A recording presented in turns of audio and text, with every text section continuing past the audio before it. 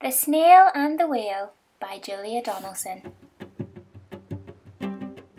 This is a tale of a tiny snail and a great big grey-blue humpback whale. And this is the rock as black as soot, and this is the snail with an itchy foot. The sea snail slithered all over the rock and gazed at the sea and the ships in the dock. As she gazed, she sniffed and sighed. The sea is deep and the world is wide. How I long to sail, said the tiny snail. These are the other snails in the flock, who all stuck tight to the smooth black rock and said to the snail with the itchy foot, "Be quiet, don't wiggle, sit still, stay put." But the tiny sea snail sniffed and sighed, then cried, "I've got it, I'll hitch a ride." This is the trail of the tiny snail, a silvery trail that lipped and curled and said, "Lift wanted around the world." This is the whale who came one night when the tide was high and the stars were bright, a humpback whale immensely long, who sang to the snail a wonderful song of shimmering ice and coral caves and shooting stars and enormous waves. And this is the tale of the humpback whale. He held it out of the starlit sea and said to the snail, "Come sail with me."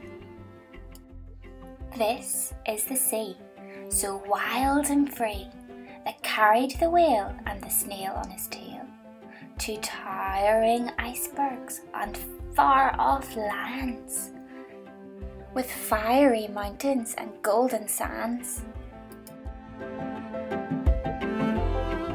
These are the waves that arched and crashed, that foamed and frolicked and sprayed and splashed the tiny snail on the tail of the whale. These are the caves beneath the waves, where colourful fish with feathery fins and sharks with hideous toothy grins swam past the whale and the snail on his tail. This is the sky, so vast and high, sometimes sunny and blue and warm, sometimes filled with a thunderstorm, with zigzag lightning flashing and frightening the tiny snail on the tail of the whale. And she gazed at the sky, the sea, the land, the waves and the caves and the golden sand. She gazed and gazed, amazed by it all. And she said to the whale, "I feel so small." But then came the day the whale lost his way. These are the speedboats running a race, zigging and zooming all over the place, upsetting the whale with the ear-splitting roar, making him swim too close to the shore. This is the tide slipping away. And this is the whale lying beached in a bay. "Quick! Off the sand, back to the sea," cried the snail. "I can't move on land, I'm too big," moaned the whale. The snail felt helpless and terribly small. "I must not fail," said the tiny snail. Then, "I've got it," she cried, and started to crawl. This is the bell on the school in the bay, ringing the children in from their play.